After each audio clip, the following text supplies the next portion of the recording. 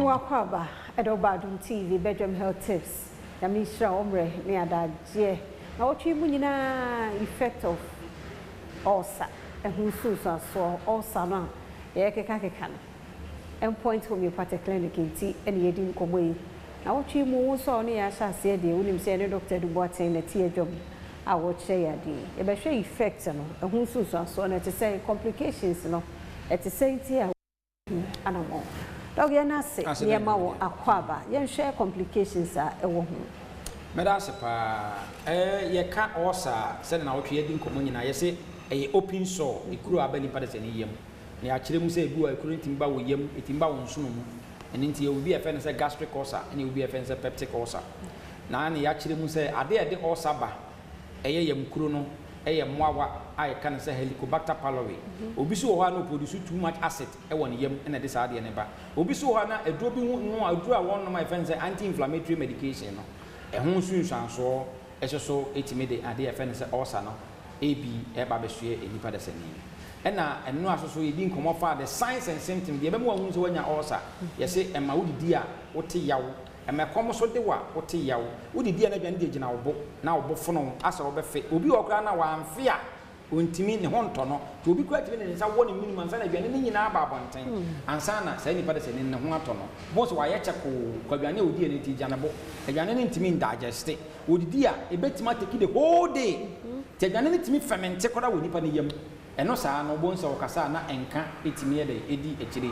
Obisu wa de esada no ho adi ni bi ni se o ne yam no asa ne yam no timi samfono no ne yam no asa de de rob mu na afa ne yam anaso obi wo kra no a ne yam no timi tutu no onya rambling pains e wo ne yam obisu wo habo se mframa gya ne yam sa na ne bo hyehye no obi pu timi hyehye no te se eye no onya heartburns na obi kesu wodidi a anaso onidi e ko be kesu sa anaso be bepo sa obisu wo ha de ba ne se bo se ba ne bowa ana ne bo etimi ya ne ya ni nyina no eye science e chese bonya bi e fense ulcer complications ye what ulcer mo ne se en na mani pare se ne be didi so no wo fon loss of appetite enyane a ye die no the purpose the enti edidi no se kunam bia ne hia aduane every part of the body no hia aduane etaduane a wodie no o se e digest na akọ won so ne ketu anim na nso ne ketu ano anuane no de pa me wa aduane mu no na absorb into the bloodstream na wo didi na aduane na wadie ne ntimi and digest ya nti obi wo obegya ne nan no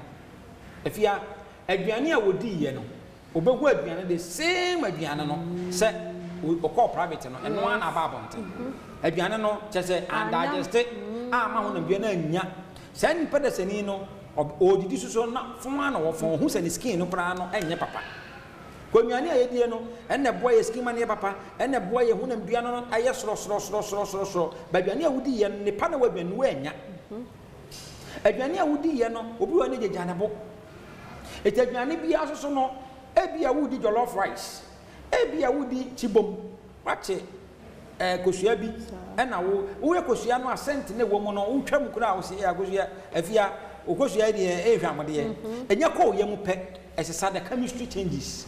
If you say a lot of acid, one say gastric juice, a chimaguso, hydrochloric acid, a chimaguso, na aduane no a change the formation of aduane no.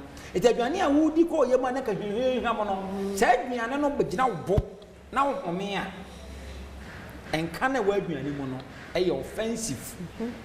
What you say? And into bonso obi a wo ulcer no.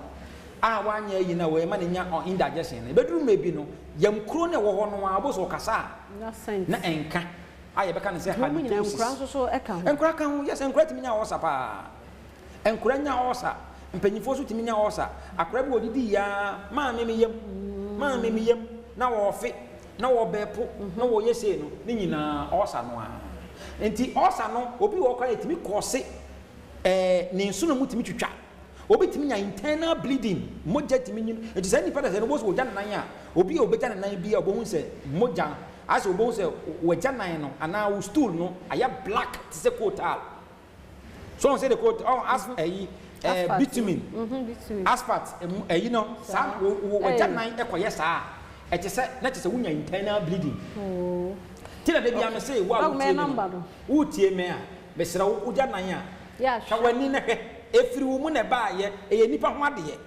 end point homeopathic clinic wada roma emere ni nti fa me number no ye ni nkomo me no twetwe nkomo wa akire na afia ta wade ma me ne di sa number no ye 0244 86 70 68 0244 86 7068 bra clinic ya ye be test ehunu the cause of yade no ye timama waduro atima tu yade na se da say Dr. Duboate na ye tene nka na ochina wada maka ye ho na ye mfa ye ho hia pa endpoint homeopathic clinic adaroma eni edi nkomo ye ochina kwa ho de wo ho efia amankwa tamaklo ebe se